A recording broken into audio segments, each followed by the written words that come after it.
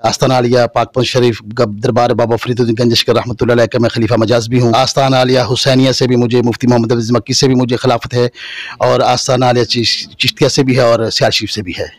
अस्सलाम वालेकुम जी, मैं हूं आपका मेज़बान उमर सुल्तान अवान। इस वक्त मैं मौजूद हूं ज़िला पाकपतन की तहसील आरिफवाला में, और हमारे साथ मौजूद है आरिफवाला की रूहानी शख्सियत जो कि किसी तारुफ के मोहताज नहीं, पीर मसूद अहमद सियालवी साहब। थोड़ा सा इनसे जानते हैं इनके बारे में और इनके सिलसिले के बारे में। अस्सलाम वालेकुम। वालेकुम सलाम जी। कैसे हैं पीर साहब, खैरियत से? अल्हम्दुलिल्लाह मैं खैरियत से हूँ, आप कैसे हैं? आप ठीक हैं? शुक्र अल्लाह का। पीर साहब मैं चाहूँगा कि हमारे देखने वालों को थोड़ा सा अपने बारे में बताइएगा। जी अल्हम्दुलिल्लाह, बिस्मिल्लाहिर्रहमानिर्रहीम।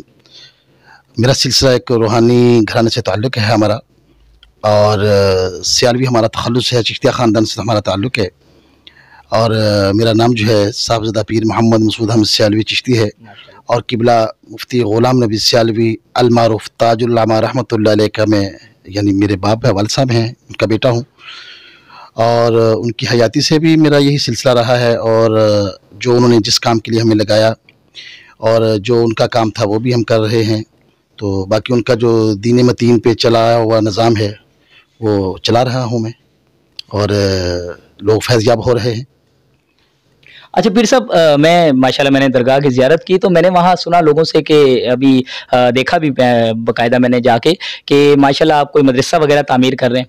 जी अल्हम्दुलिल्लाह, ये मदरसा मेरे वालिद गिरामी रहमतुल्लाह अलैह ने 1952 से हमारा मदरसा है, लेकिन 1958 से मेरे अब्बा जी के पास आ गया था, और फिर उस वक्त से लेकर आज तक अल्हम्दुलिल्लाह 2014 तक मेरे अब्बा जी हयात रहे हैं। 2014 23 अक्टूबर 27 दुल्हज शरीफ को अल्लाह को प्यारे हो गए। सो उसके बाद ये सारा निज़ाम मेरे पास आ गया। तो अब मदरसे का मोहतमिम भी मैं हूँ, और हमारा मदरसा जो है अंजुमन मरकज़ी दारुल उलूम रिज़विया हनफिया रिज़ल्ट आरिफवाला इसका नाम है, जो कि इससे काफ़ी माशाअल्लाह तादाद जो हैं लोगों ने तालीम हासिल की, और अल्हम्दुलिल्लाह आज वो आर्मी में भी हैं, और हर शोबे में हमारे शागिर्द हैं अब्बा जी रहमतुल्लाह अलैह के, और काफ़ी बड़ी बड़ी रूहानी शख्सियात भी यहाँ से पढ़ कर गई हैं, बड़े बड़े कुर्रा हज़रात भी यहाँ से पढ़ कर गए हैं। तो काफ़ी काम किया हमारे मदरसे ने माशाअल्लाह, और बड़ी बड़ी शख्सियात यहाँ तशरीफ़ लाती रही हैं, और इसकी बुनियाद जो थी संग बुनियाद हज़रत ख्वाजा कमरुद्दीन सियालवी रहमतुल्लाह अलैह, ख्वाजा कमरुद्दीन सियालवी ने रखी थी, और मौलाना सरदार अहमद साहब पाकिस्तान जो है मुहद्दिस आज़म पाकिस्तान उन्होंने रखी थी, और सैयद जमात अली शाह साहब ने भी रखी थी, और किबला दीवान साहब वगैरह। सो अल्हम्दुलिल्लाह उससे तब से लेके आज तक ये निज़ाम चल रहा है हमारा अल्हम्दुलिल्लाह। और हाँ इतना है कि अब्बा जी के बाद ये चूँकि इमारत पुरानी हो गई थी, खस्ता हो गई थी, उस वजह से फिर मैंने इसको रेनोवेट करने के लिए दोबारा शहीद करके पिछले साल से अल्हम्दुलिल्लाह आपकी दुआ से लेंटर तक चली गई है। सो बुनियादों से लेके लेंटर तक हम इसको ले गए हैं इंशाल्लाह, और जल्द अज जल्द ये पाया तकमील तक पहुँच जाएगी, और यही दीन का सिलसिला जारी रहेगा इंशाल्लाह। अच्छा पीर साहब, हमारे देखने वालों को बताइएगा कि यहाँ कितने बच्चे यानी कि ज़ेर साया मदरसे के ये माशाल्लाह दीनी तालीम हासिल कर रहे हैं? बच्चे तो लातादाद आते जाते रहते हैं, लेकिन मैक्सिमम जो तादाद इस वक्त मदरसा शहीद करने की वजह से मैं तकरीबन 45 या 50 के लगभग रखता हूँ। जब मदरसा पहले मुकम्मल था तो उस वक्त हमारे पास 150 से लेके उससे ज़्यादा भी थे जो कि बैरूनी बच्चे थे, और जो हमारे शहर के बच्चे हैं, अंदरूनी शहर के या मकामी बच्चे, उस हिसाब से तो हमारी तादाद 250 तक चली जाती थी माशाल्लाह। तो जो बैरूनी बच्चे हैं उनका खाने का ताम का जो 3 टाइम का सिलसिला है वो ये मदरसा बजुम्मा इदारा हाजा है, और बल्कि जो बच्चे जिनके वालिदैन नहीं हैं सो उनको भी हम दाखिला देते हैं, क्योंकि अक्सर इदारे जो हैं वो कहते हैं 15 साल का बच्चा लाओ या कम से कम मिडिल पास बच्चा लाओ, तो हम ये नहीं करते, क्योंकि मेरे अब्बा जी रहमतुल्लाह अलैह फरमाते थे बेटा अगर इतना वो लोग अफोर्ड कर सके तो फिर वो इदारों में आता ही कोई नहीं। आपको पता है इस फितना दौर में दीन से लोग दूर जा रहे हैं, सो हम वो बच्चे भी दाखिल करते हैं जिनके वालिदैन बिल्कुल भी नहीं है। सो कल को वो पढ़ें वो भी अच्छी बात है, अगर ना पढ़ें तो कम से कम जाके अपना काम धंधा तो कर सकते हैं। सो इस सिलसिले में फिर हम वो इस काम को जारी सारी रखा हुआ है हमने, और अल्हम्दुलिल्लाह लोग आते भी हैं। और वैसे अब्बा जी रहमतुल्लाह अलैह का बहुत एक नाम भी है, और मेरे वालिद साहब ने बहुत बड़े बड़े उलमा के साथ काम भी किया है, और एक दीन मतीन के लिए बहुत उन्हें अपनी ज़िंदगी वक़्फ़ की है माशाल्लाह। नहीं जी बिल्कुल, काम तो किया है कि आपने बहुत बताया कि 1952 से माशाल्लाह खिदमत आप लोगों की यानी कि चलती आ रही हैं। अच्छा ये बताइएगा इसकी कोई फ़ीस वगैरह जो बच्चे यहाँ पढ़ते वगैरह? नहीं, ये फ़ी सबीलिल्लाह है, इसकी कोई फ़ीस नहीं है, बल्कि कभी हमने इसकी डिमांड भी नहीं की। अक्सर इदारों में ऐसा होता है कि 1 मन गंदम दोगे, 1000 रुपये महाना दोगे, लेकिन अल्हम्दुलिल्लाह हमारे इदारे में आज तक ऐसा ना हुआ है ना होगा, क्योंकि मेरे अब्बा जी रहमतुल्लाह अलैह अल्लाह के पास जाने से कबल 1 डेढ़ महीना पहले मुझे बुलाया, मुझे फरमाने लगे बेटा ये जो मैंने एक बाग लगाया है इसको आपने परवान चढ़ाना है। तो मैंने मजाक से बोला कि अब्बा जी बाग कैसा? तो फरमाने लगे बेटा ये मेरा दीन का बाग है, इसके फूल मुरझाने नहीं चाहिए। सो उसका मतलब ये था कि जो छोटे बच्चे हैं या जो तालीम हासिल करने आए उनसे किसी किस्म का कोई मुआवजा ना हो और उसको बंद भी नहीं करना है, उस काम को जारी और सारी रखना है।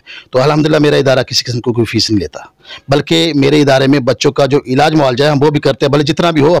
प्राइवेट इलाज करवाता हूँ मैं अपने बच्चों का जितना भी हो, कभी बच्चे के पेट में हो गया माज़अल्लाह, कभी पेंडिक्स का मसला बन गया या वगैरह वगैरह।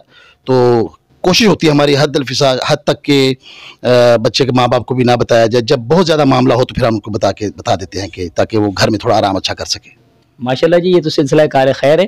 अच्छा पीर साहब, मुझे थोड़ा सा ये भी पता चला आपके बारे में कि कोई माशाल्लाह रूहानी इलाज वगैरह भी आप करते हैं? जी अल्हम्दुलिल्लाह, रूहानी इलाज हमारा ख़ानदानी है, हमारे बाप दादा से है। और ये हमारी एक आदमी के पास नस्ल नस्ल आता है। जैसे अब्बा जी 3 भाई थे तो उनमें से मेरे अब्बा जी के पास आया, दादाजी 7 भाई थे तो दादाजी के पास आया, सो दादाजी से बाद अब्बा जी के पास आया। अब्बा जी रहमतुल्लाह अलैह के बाद उन्होंने इस गुनाहगार को इस काबिल समझा। सो इसके साथ साथ ये भी मेरी खुशकिस्मती है कि किबला दीवान साहब जो हैं आस्ताना आलिया पाकपंथ शरीफ दरबार बाबा फरीदुद्दीन गंजशकर रहमतुल्लाह अलैह का मैं खलीफा मजाज भी हूँ। माशाल्लाह जी माशाल्लाह, यानी कि पाकपतन रहमतुल्लाह अलैह के आप खलीफा हैं माशाल्लाह। खलीफा मजाज भी हूँ और आस्ताना आलिया हुसैनिया से भी मुझे, मुफ्ती मोहम्मद अजीज मक्की से भी मुझे खिलाफत है, और आस्ताना आलिया चिश्तिया से भी है और सियाल शरीफ से भी है। माशाल्लाह जी माशाल्लाह, ये तो बहुत ही यानी कि एजाज़ की बात है। जी अल्हम्दुलिल्लाह, अल्लाह का फजल है। और जो पीर सैयद मुराद अली शाह साहब अब्बा जी के इब्तिदाई उस्ताद थे, वो 1926 से मदीना शरीफ से माइग्रेट करके आए थे यहाँ पाकिस्तान में। सो उनकी तरफ से भी मुझे माशाल्लाह खिलाफत है अल्हम्दुलिल्लाह। अच्छा पीर साहब, मैसेज कुछ देना चाहेंगे हमारे देखने वालों को? जी मैसेज बिल्कुल है कि अल्हम्दुलिल्लाह हम यही चाहते हैं कि जो हमारे बाप दादा ने हमारे काम ज़िम्मा लगाया है और इस गैर गुजरे दौर में लोगों को दीन सीखना चाहिए, बल्कि दीन सीखना भी चाहिए, पढ़ना भी चाहिए, पढ़ाना भी चाहिए। क्योंकि हदीस रसूल करीम सल्लल्लाहु अलैहि वसल्लम है कि जिसने मेरी एक हदीस पढ़ी या सुनी या उस पर अमल किया या उसको फैलाया तो उसका चेहरा चौदहवीं की चाँद की तरह चमकेगा या जन्नत की बिशारत दी गई। तो दीन के लिए मैं यही चाहूँगा कि मुल्क पाकिस्तान से भी प्यार किया जाए और अपने वतन अजीज़ से भी मोहब्बत की जाए और ख़ास करके उलमा की इज़्ज़त की जाए, और प्लस जो है दीन सीखना चाहिए औरतों को भी और मर्दों को भी। अच्छा पीर साहब, जैसा कि आप भी जानते हैं, हम भी देखते हैं कि बहुत से ऐसे लोग हैं जो कि असल हाथ और अच्छी जगहें देख रहे हैं कि जो ऐसे खिदमत इंसानियत की लिए अपने आप को सर्व कर रहे हैं। तो बहुत से ऐसे लोग हैं जो झोलियाँ फैला के बैठेंगे, कोई ऐसी जगह हो कि जहाँ हम जाके ताउन करें। तो क्या अगर कोई ऐसा फ्यूचर में कोई ताउन करने के लिए आता है तो क्या कहना चाहेंगे? हाँ बिल्कुल, इसमें करना चाहिए क्योंकि दीन जो है लोगों के ताउन से ही चलता है, एक आदमी तो चला ही नहीं सकता, कोई भी इदारा हो। जैसे आपके कराची में बड़े बड़े इदारे हैं, पाकिस्तान में एक बहुत बड़े बड़े NGOs हैं। सो इदारे में ताउन करना भी चाहिए, बल्कि मैं चाहूँगा कि लोगों को ज़्यादा ताउन करना चाहिए, क्योंकि हदीस रसूल सल्लल्लाहु अलैहि वसल्लम में है कि जो कलम आपके काम की नहीं है, अगर वो आप किसी तालिब इल्म को टूटी हुई कलम भी दे देते हैं तो उसकी भी 700 नेकियां हैं, हालांकि वो आपके लिए बेकार है।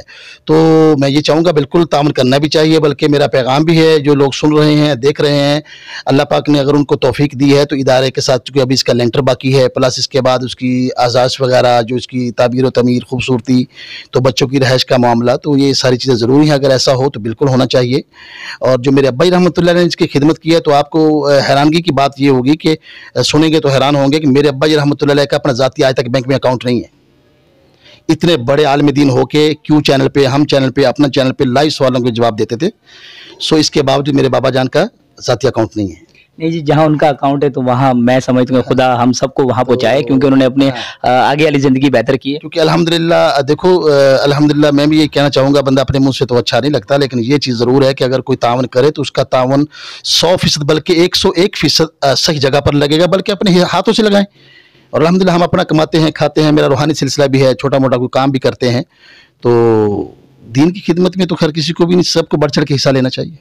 अच्छा फिर सब रूहानियत में किस किस्म का इलाज यानी कि जो हो, अगर कोई मरीज़ ऐसे हो तो आपसे रब्ता करें? जी रूहानियत में अल्हम्दुलिल्लाह हमारा जो कामयाब तरीन इलाज है, अब्बाई रहमतुल्लाह अलैह से, दादा से, जो बच्चे नहीं होते, जिन औरतों के पास अल्लाह माफ़ करे बच्चे नहीं होते हैं, या होते हैं तो पेट में मर जाते हैं, या पेट के होने के बाद पैदा होकर मर जाते हैं, तो ये सारा सिलसिला अल्हम्दुलिल्लाह हमारा ख़ानदानी है। भले हम अपनी जगह पर बैठ के एकदम भी करेंगे तो अल्लाह उनको फ़तह देगा। और अल्हम्दुलिल्लाह हर साल ऐसा होता है कि जिनके पास 20 साल, 30 साल, 17 साल, 10 साल से औलाद नहीं है, तो मेरे अब्बाई रहमतुल्लाह अलैह उस पे वो चादरें भी लेके आते हैं, अल्लाह ने उनको बेटे भी दिए हैं, बेटियां भी दी हैं।